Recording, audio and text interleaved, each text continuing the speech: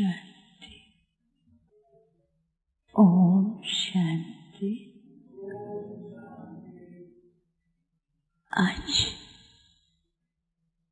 सतगुरुवार के दिन साथ साथ प्यारी दादी जी के निमित्त डबल याद लेकर के जैसे ही मैं वतन में पहुंची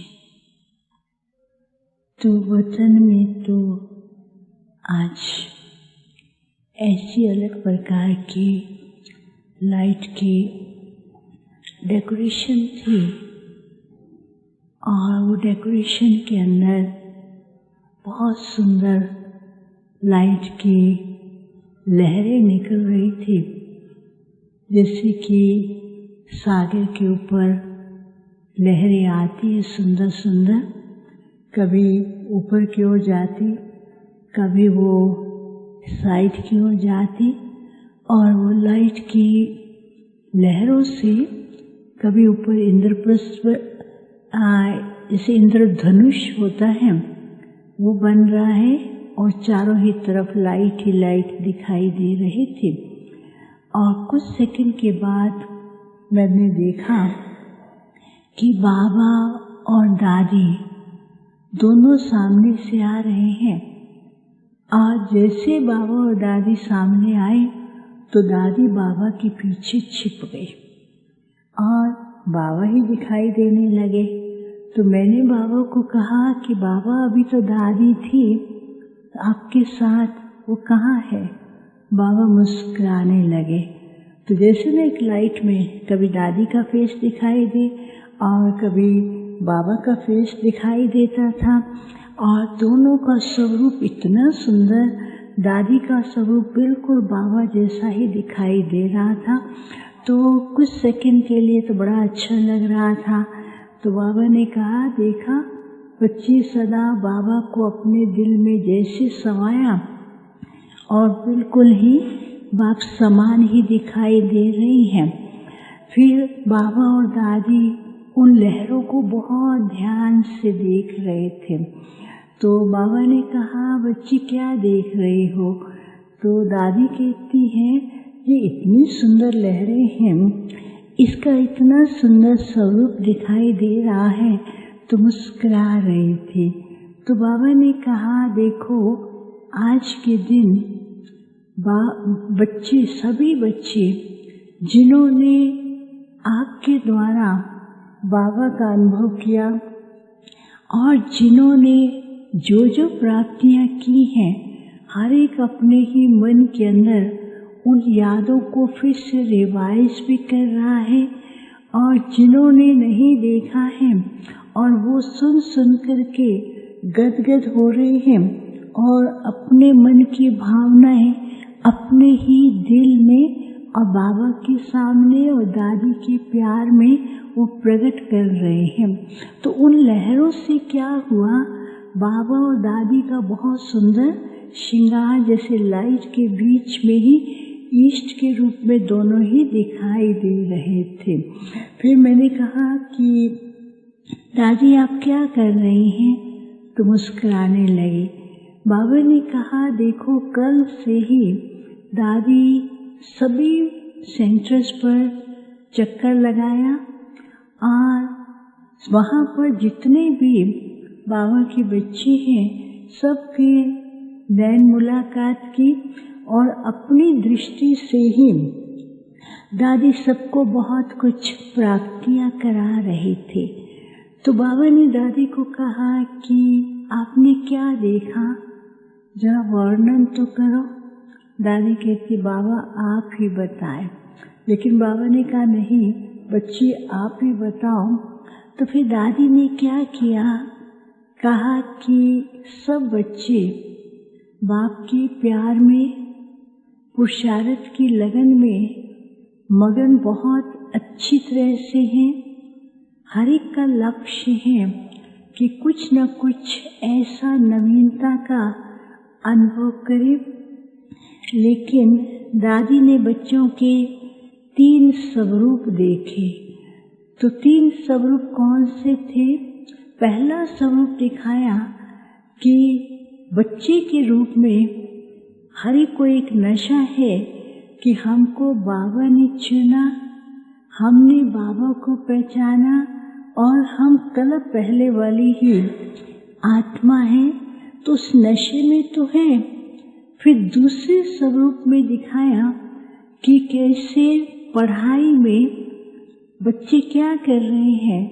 कुछ बच्चे ऐसे हैं जो अलबेले हैं, कुछ पढ़ाई को ऊपर ऊपर से पढ़ते हैं, उसकी गहराई में और उसके स्वरूप में नहीं रहते हैं। तो फिर दादी बता रही थी कई बच्चे निश्चय भी पक्का है, लेकिन साथ साथ निश्चय को डुलाने के लिए, हिलाने के लिए माया के भिन्न भिन्न रूप जो आते हैं, उसकी सही पहचान न होने के कारण कभी कभी खुशी भी गायब हो जाती है और कभी ज़्यादा खुशी में नाचते और कभी खुशी गायब भी हो जाती है। और तीसरी बात जो दादी बता रही थी, पढ़ाई के अंदर जो बच्चे हैं उन बच्चों का ऐसा है कि पढ़ तो रहे हैं और कई बच्चे हैं बस ज्ञान को इकट्ठा करते जाते हैं, लेकिन अनुभव कम है। तो दादी कह रही थी अभी समय है अनुभूति करने का, गहराई में जाने का और बाबा के साथ का अनुभव करने का। और तीसरी बात दादी ने कही कि बाप जो कहते हैं कि श्रीमत का पालन करें, श्रीमत का पालन तो कर रहे हैं, कभी कभी ऐसा भी हो जाता है कि संग दोष में आकर के वो श्रीमत की पालना में भी कभी कभी उनको कमी होने लगती है। तो दादी इस समय वर्तमान के तीनों ही पुरुषार्थ में बच्चों का देखा, लेकिन भविष्य रूप भी फिर देखा कि कैसे भविष्य में कैसे देवी देवता होंगे। तो दादी कह रही थी कि भविष्य रूप को सामने रख करके जैसे बाप बच्चों का संपन्न रूप देखते हैं, तो हर एक बच्चे को अपना संपन्न स्वरूप रख करके पुरुषार्थ करना है। फिर तो क्या हुआ, मैंने कहा दादी सब आपको याद करते हैं। तो दादी मुस्कुरा रही थी, कहती है ये तो परिवार है, परिवार में स्नेह के कारण एक दूसरे को प्यार भी करते हैं, याद भी करते हैं, लेकिन याद में भी बाबा की जो याद है वो शक्ति देती है और परिवार के अंदर जो स्नेह है वो और आगे बढ़ने की प्रेरणा देता है। फिर उसके बाद दादी के सामने बाबा ने सभी तीनों चारों स्थानों के बच्चों को इमर्ज किया और सारे के सारे बस दादी दादी करते ही बीच में दादी और चारों ही तरफ सब बच्चों ने मधुबन, ज्ञान सरोवर, शांतिवन, हॉस्पिटल, आबू निवासी जो भी हैं, तो सब बीच में हैं, दादी बीच में, और सब मिलकर के दादी के साथ रास कर रहे थे। तो वही नज़ारा दिखाई दे रहा था कि जो पांडव वन के आंगन में सब बच्चे खड़े हैं और दादी के साथ मुलाकात कर रहे हैं। तो दादी सबको वही भाषण दे रही थी कि ये ईश्वरीय परिवार कितना प्यारा है और बाप का लाडला है। तो दादी जैसे उनको रास करा रही थी तो बार बार हाथ से इशारा करती थी, देखो वो बाबा क्या कह रहे, देखो बाबा क्या कह रहे हैं। जैसे दादी उंगली करती थी ना, तो आज भी दादी अपनी उंगली के इशारे से सबको फिर वही बातें याद दिला रही थी कि बाबा क्या कह रहे हैं और बाबा क्या इशारा दे रहे हैं। फिर दादी ने कहा देखो समय को सामने रखो। फिर दादी एक एक को देखते हुए ऐसी दृष्टि देते हुए उनकी बहुत प्यार भरी दृष्टि भी दे रहे थे, लेकिन उस दृष्टि के अंदर दादी की जो शिक्षाएं थी, दादी की जो हर बच्चे के प्रति ये भावना थी कि हर बच्चा बाबा के कार्य के अंदर इतना शक्तिशाली बने और उस शक्ति के आधार से अपने को भी हर प्रकार की जो छोटी मोटी बातें आती हैं या कभी कोई चिंता आ जाती है, कभी भविष्य के लिए सोचते हैं, कभी क्या होगा, तो इन बातों से न्यारा होकर के बाबा साथ हैं, निश्चिंत होकर चले, अपने आप को इतना शक्तिशाली बनाए जो माया भी देख करके बाबा के बच्चों के सामने नमस्कार करे और उनको भी और खुशी खुशी उनको भी ऐसे सत्कार करे। तो ऐसा दादी इशारा भी दे रही थी और कह भी रही थी। फिर मैंने कहा कि दादी आज तो मधुबन से भोग लाए हैं। दादी बहुत मुस्कुरा रही थी, कहती है मधुबन के जो भी भाई बहने हैं प्यार भरी यादों से अपनी इतनी भावनाओं से भोग तैयार करते हैं।